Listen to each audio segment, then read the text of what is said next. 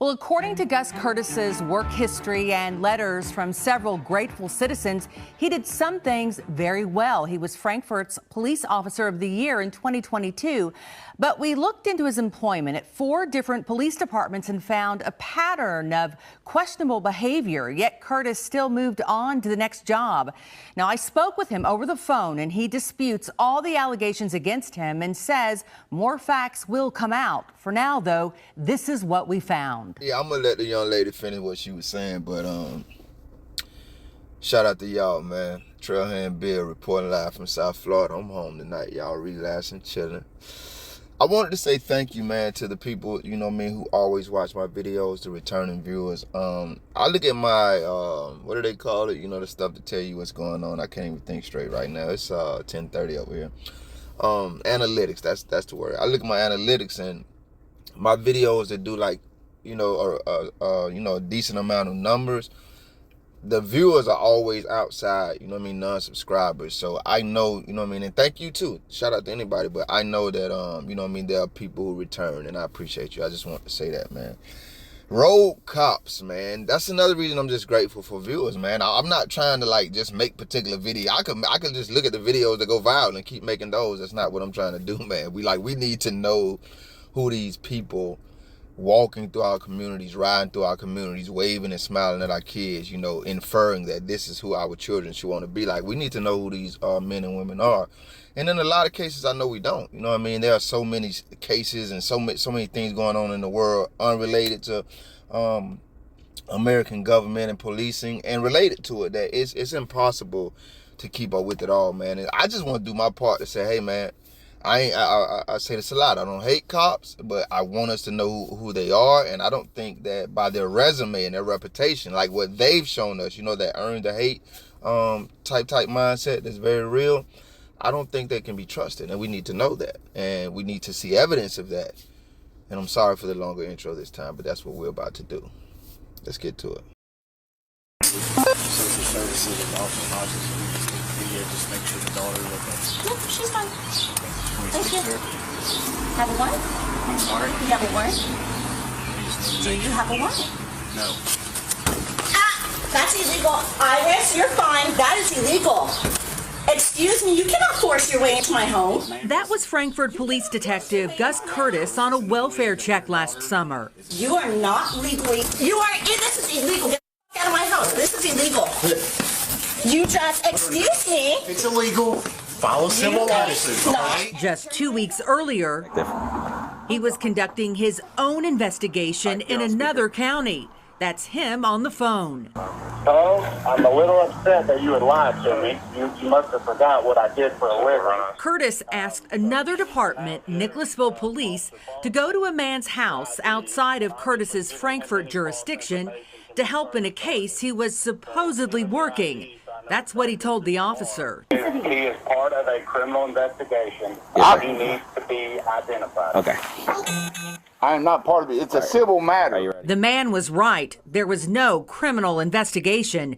This was a personal matter over a boat repair. But listen, Curtis tells the man to pay up or possibly go to jail. So here's your 2 options. You give Mr. Boston $525, or you cut a check tomorrow about 5 o'clock of $525, or I'm going to Mercer County Courthouse first thing Monday, and I'm getting a warrant for you. Even the Nicholasville police officer appeared uncomfortable about what he witnessed. I don't know why he thought he could just intimidate me like that. I don't disagree with you. Detective Curtis jumped from department to department. He went from Georgetown Police to Wilmore to Frankfort Police before ending up at the Boyle County Sheriff's Office, where he was fired. We started looking into him after a lawsuit filed by Kimberly Myers, the mother at the beginning of this story. Remember, she questioned how he could barge into her home without a warrant. I said to him, this is illegal. This is illegal repeatedly. He says to me, if it's illegal, file a civil lawsuit. So here we are. Your dad just... We looked through hours and hours of body cam video and pages of documents and found Curtis has an alleged history of conducting his own investigations without informing supervisors and forcing entry into homes without a warrant. This case, it resulted in dismissed charges and strong words from the judge. Mr. Curtis had zero respect for the Constitution, for which he took an oath and swore to uphold. And quite frankly, I was appalled. I've never seen a video like that. I was crying. I felt seen, validated. I was afraid that it was going to continue to be just ignored and swept under. Looking into his Frankfort personnel file, we couldn't find any documentation of an internal investigation into those two incidents from last summer. In fact, Curtis resigned in August and he was later hired by the Boyle County Sheriff's Department. So how was he able to hop from one agency to another? To go from one agency to the next, it just has to be a lack of accountability on the police department's part. By law, Kentucky police departments are required to report officers to the Kentucky Law Enforcement Council who were fired or resigned while under investigation for fireable offenses. It can revoke an officer's certification. We checked. KLEC never got a referral from Frankfort Police, but did get one from the Boyle County Sheriff's Office. In a statement, KLEC said the referral indicated that Curtis had been terminated while under criminal and administrative investigation. I asked the Frankfort chief why they wouldn't have referred Curtis to KLEC. Due to pending litigation, he couldn't answer any of my questions about Gus Curtis. They should absolutely have to answer as to why he was able to resign with all the issues he had in Frankfort that went uncorrected. This isn't the first time Curtis has been sued over alleged unlawful entry. In 2018, a lawsuit alleged that he unlawfully entered two people's home before arresting both without any probable cause. That lawsuit appears to have been settled in 2021. Frankfort PD ended up promoting Curtis and made him Officer of the Year in 2022. There's just such a substantial similarity, and to settle that suit and not have safeguards in place that it wouldn't occur again, that's frightening. Everybody deserves to be safe in their own homes. Everybody deserves to be safe when dealing with police officers, that they're not going to intimidate, that they're not going to do something wrong and nothing be done about it, that there's nobody that's holding them accountable. Now, the attorney representing Curtis in Meyer's lawsuit is waiting for the legal process to unfold, but in an email says in part, the complaint only presents one view and doesn't accurately reflect all the fact of the case, and adds the video also has a limited perspective and doesn't tell the whole story. Therefore, we will continue to put forth our client's side of the story within the constraints of the law itself. Further comments on pending litigation will be made in court as the legal process unfolds, end quote. Now, we still have lots of questions. Should Frankfort Police have turned over Curtis's file to KLEC? I've spoken to other police agencies, other police chiefs, and they say yes. We will have a lot more on the story, and we're going to try to get those other questions answered. Back to you. I got a lot. We've been in Kentucky twice. Number one, I have to show y'all the other only and first time we were in Kentucky. Give me 1 second. I have to show you guys that. The second thing, I have to now. I have to, man. I've been making excuses for them. I'm calling myself out. I've been making excuses for defense attorneys, defense counsel, saying, hey, we expect them. I personally expect them to say whatever, they need to say or have to say to get the class. No, man. When you foolish, you foolish. I don't care what profession you're in, just like cops. If you chose a profession that backs bull, then you're bull, and I have to call you as such. So I have to slide defense attorneys over here with all other government terrorists and say that now you are guilty until proven innocent, because that statement that is so similar to the statements that defense attorneys give, especially when they're backing these gangbangers, it was just a bunch of hogwash. We seen the video, big dog. We seen the video. Which brings me to my next point.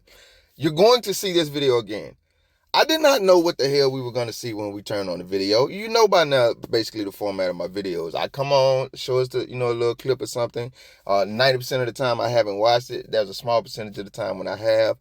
I say a little something, we get to the video, and then I talk like I'm doing now. You will see, Lord willing, that I'm going to break that video down of this coward breaking into that lady's house and do a separate, I got to, if God permits. Third, man, shout out to these women, man. I'm always talking about these investigative journalists, these local news stations that are bringing us these stories, and when they off, when they're off to the left to back to bluish, I call that out in the videos too. But I'm gonna be honest with you, I'm more a fan than not of these local stations because they're not like these huge media platforms just chasing ratings. They're out there doing not only great but honest work too. And I'm telling you, I know some of the names.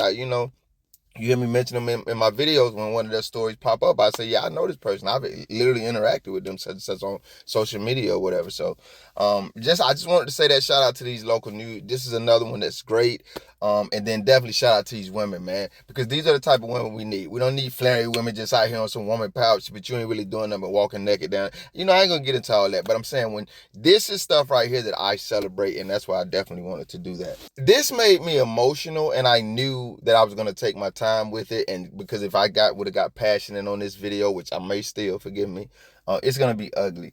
But I'm not being emotional when I say we've heard several stories, man, of cops going into people's homes and shooting them in their own homes. You know what I mean? We've heard several stories.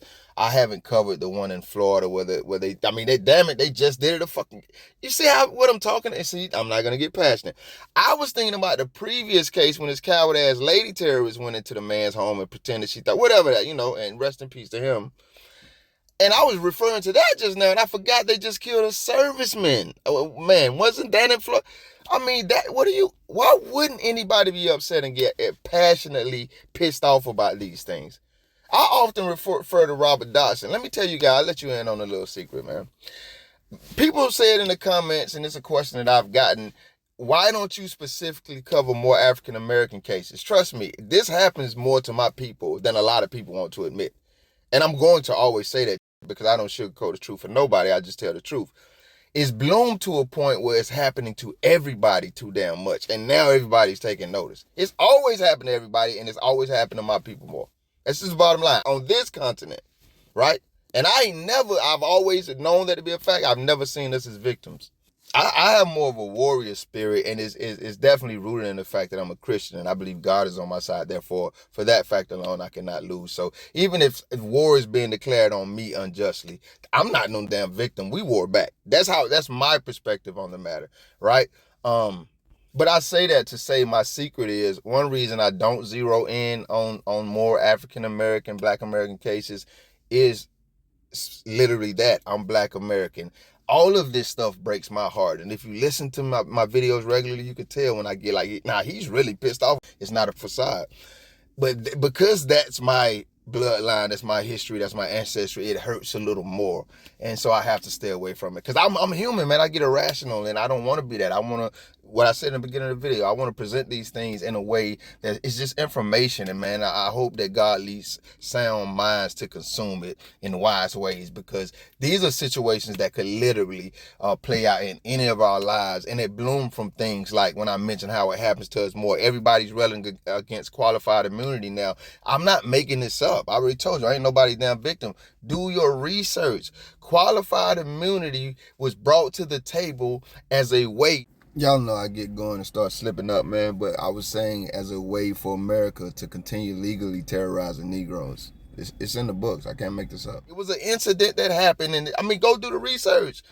We have qualified immunity today protecting cops who are daily killing Americans, because there was a point in history when America wanted to continue legally terrorizing Negroes. Don't take my fucking word for it and think go look at it. And if we're gonna have a conversation, we gotta have the whole conversation. And now that we see how big of a problem it is, now everybody is a Negro now. But this is what the Negroes were telling us the whole time. And so that's my vantage point on it. Like, I don't have a particular group. And so when I see stuff like this and I go back to seeing, I did not know I was gonna see that cop barge into her house like that. What is wrong with you? I'm going to give you my next point, then I'm going to show you the first time we were in Kentucky, and then we're going to come back and finish the video. My next point is this, and I'm not being emotional when I say it. We've seen a lot of cases. The one I reference most often is Robert Dodson in New Mexico. Cops at the wrong address trying to serve a search warrant murdered that man in front of his wife in the middle of the damn night when they were trying to break into his home, and he was protecting it as any American man not only should, but has a right to. And y'all murdered him in front of his wife. And then, come on, bro, no charges for any of them cowards? No nothing? So this is my next point, and I want you to know I'm not being emotional when I say it.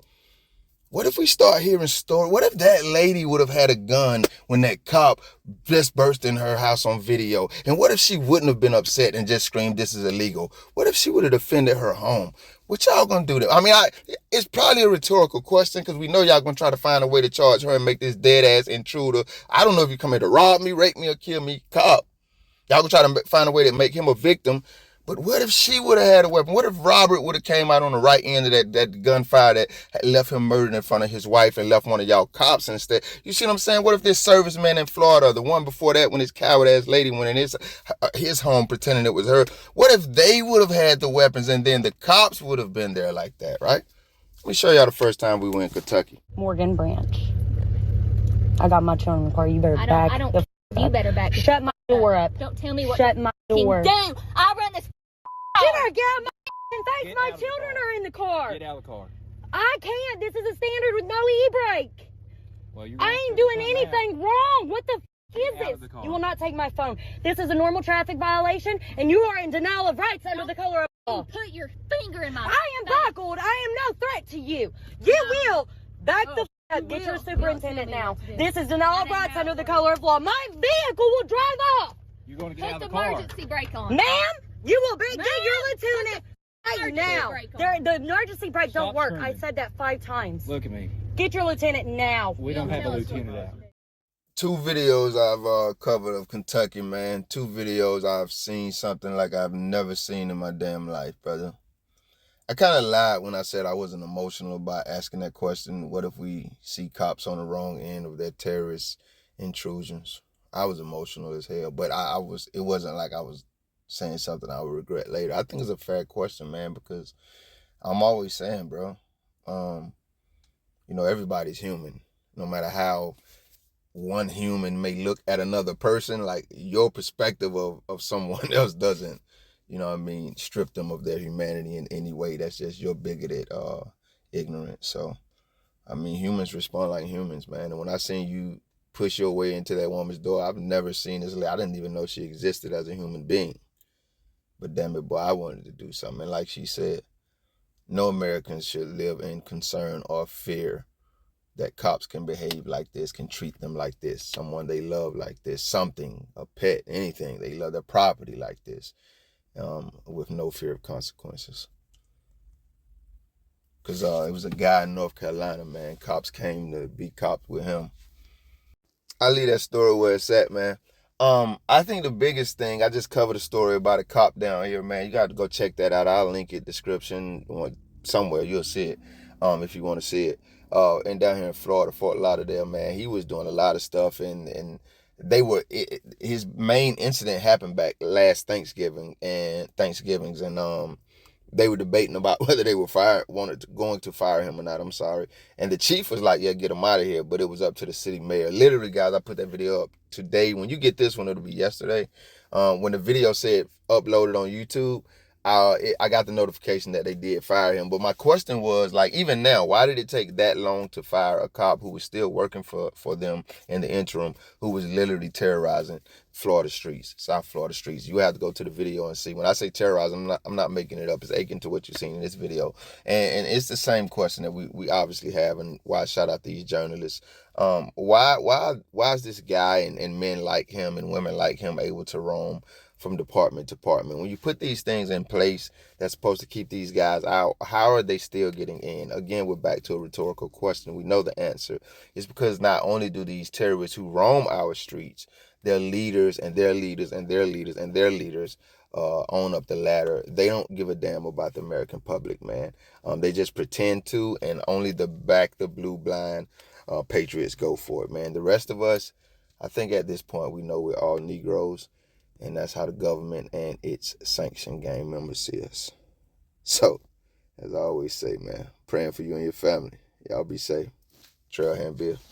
Frankfort PD ended up promoting Curtis and made him Officer of the Year in 2022. There's just such a substantial similarity. And to settle that suit and not have safeguards in place that it wouldn't occur again, that's frightening. No.